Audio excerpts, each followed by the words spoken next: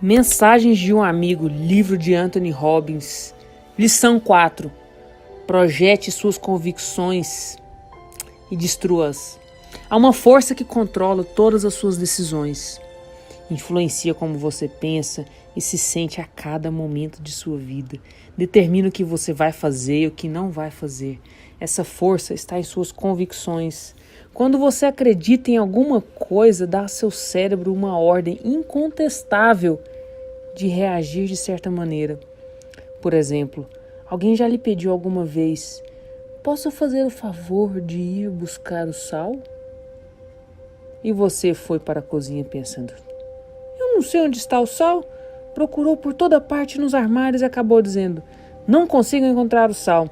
A pessoa que lhe pediu que pegasse o sal veio para a cozinha, parou ao seu lado, apontou bem à sua frente e indagou: o que é aquilo? Era o sal. Sempre estiver ali? Pode apostar que sim. Como você não viu? Porque não acreditou que o sal estava ali. Assim, temos uma convicção que começa a controlar o que podemos ver e o que podemos sentir. Você sabe que as convicções podem até mesmo mudar a cor dos olhos de uma pessoa? Pode mesmo. Segundo o Dr. Benny Siegel, autor de Love, Medicine and Miracles e outros livros sobre a ligação mente e corpo, os cientistas descobriram alguns fatos interessantes sobre as pessoas que possuem múltiplas personalidades. Quando algumas dessas pessoas acreditam que se transformaram em um outro indivíduo, seu cérebro recebe uma ordem que literalmente altera a sua bioquímica. A cor dos olhos muda quando troca de personalidade. As convicções podem até afetar o batimento cardíaco. Pessoas que acreditam fielmente no voodoo morrerão se alguém lhe lançar um feitiço. Não por causa do feitiço, mas porque dão ao seu próprio coração uma ordem incontestável para parar de bater. Você acha que suas convicções podem afetar sua vida e a de outros ao seu redor? Pode apostar que sim. As convicções são muito poderosas e por isso você deve ter o maior cuidado com tudo aquilo que opta por acreditar, em particular sobre si mesmo. Posso dizer-lhe que há certas convicções que muito me ajudaram ao longo dos anos. Já mencionei aqui algumas dessas convicções. Há sempre um meio de inverter a situação se eu me empenhar.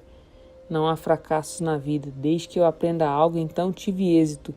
Os atrasos de Deus não são as negativas de Deus. O passado não é igual ao futuro. A qualquer momento posso mudar toda a minha vida ao tomar uma nova decisão. E essas convicções direcionaram a maneira como penso e como me comporto. Ajudaram-me a inverter as coisas contra imensos obstáculos a fim de criar sucesso vitalício. Fé é acreditar no que não se vê. A recompensa pela fé é ver o que você acredita. Frase de Santo Agostinho. Mas afinal, o que é uma convicção? Muitas vezes falamos sobre coisas sem termos uma ideia nítida do que realmente são. A maioria das pessoas trata uma convicção como se fosse algo concreto, quando na verdade não passa de um sentimento de certeza sobre o que alguma coisa significa. Se você diz que acredita que é inteligente, tudo o que diz na verdade é: eu me sinto certo de que sou inteligente. Esse sentimento de certeza permite-lhe explorar recursos que o ajudam a agir de maneira inteligente para produzir os resultados desejados. Todos temos as respostas para quase tudo, ou pelo menos temos acesso às respostas de que precisamos através dos outros. Mas, com frequência, nossa falta de convicção, nossa falta de certeza faz com que sejamos incapazes de usar a capacidade que existe dentro de nós. Uma maneira simples de compreender uma convicção é pensar sobre sua estrutura básica, uma ideia. Há várias ideias que você pode ter, mas sem realmente acreditar nelas. Por exemplo, vamos analisar a ideia de que você está amando. Pare por um segundo e diga a si mesmo: estou amando.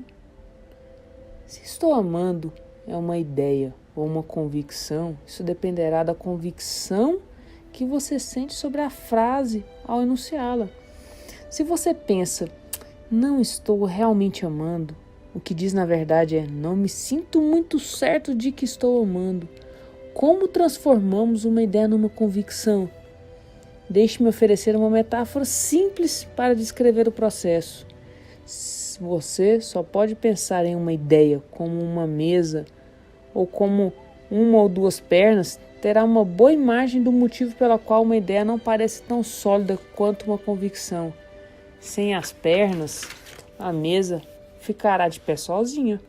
Uma convicção, no entanto, é uma mesa com uma quantidade suficiente de pernas sólidas.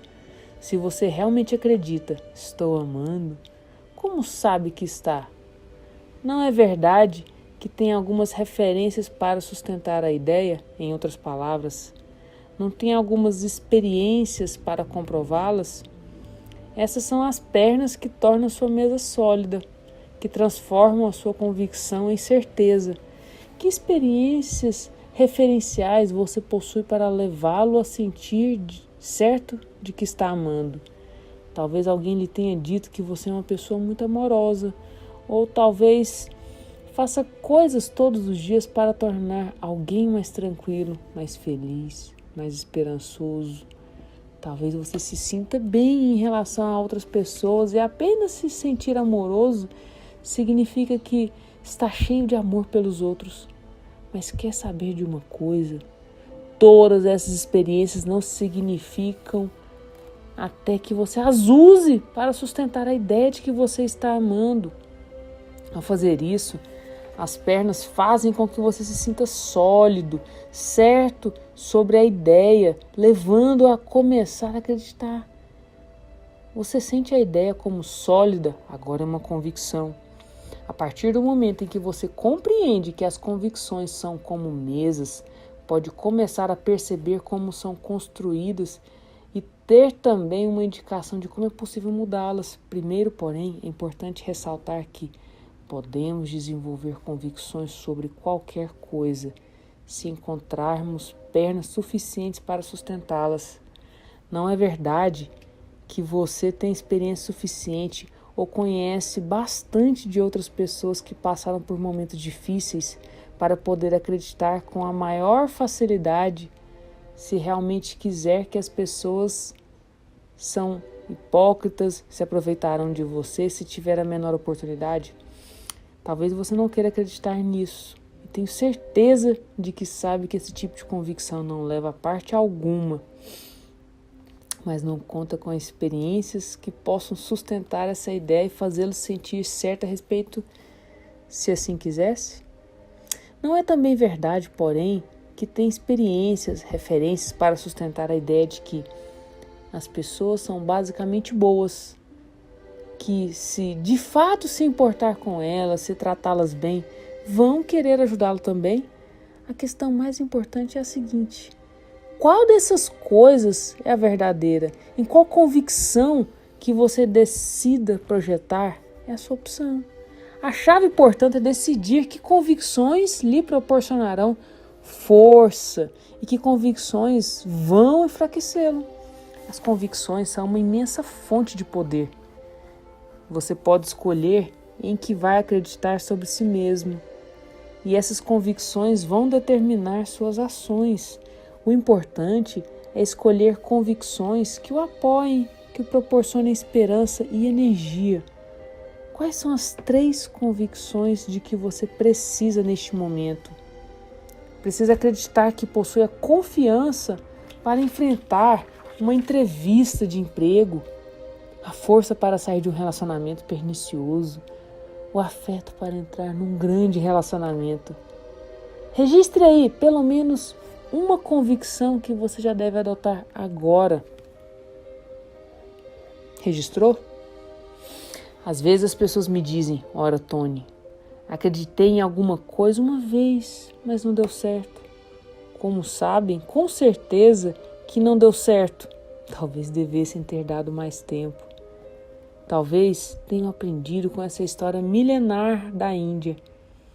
É sobre um camponês que só dispõe de um cavalo para puxar seu arado, mas o cavalo foge e os vizinhos dizem: isso é horrível!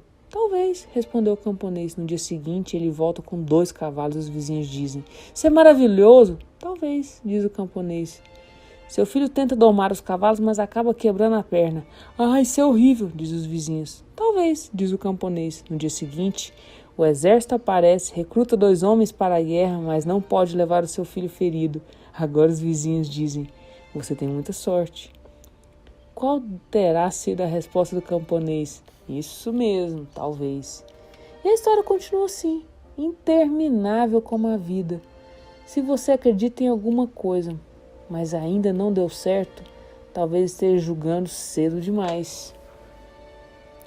Quando pensa que está com um problema, talvez não esteja, pode ser apenas algo temporário. Basta lembrar que sua capacidade de fazer esse julgamento de uma maneira sensata dependerá em grande parte das possibilidades que você imagina. Porque nos vemos na próxima lição.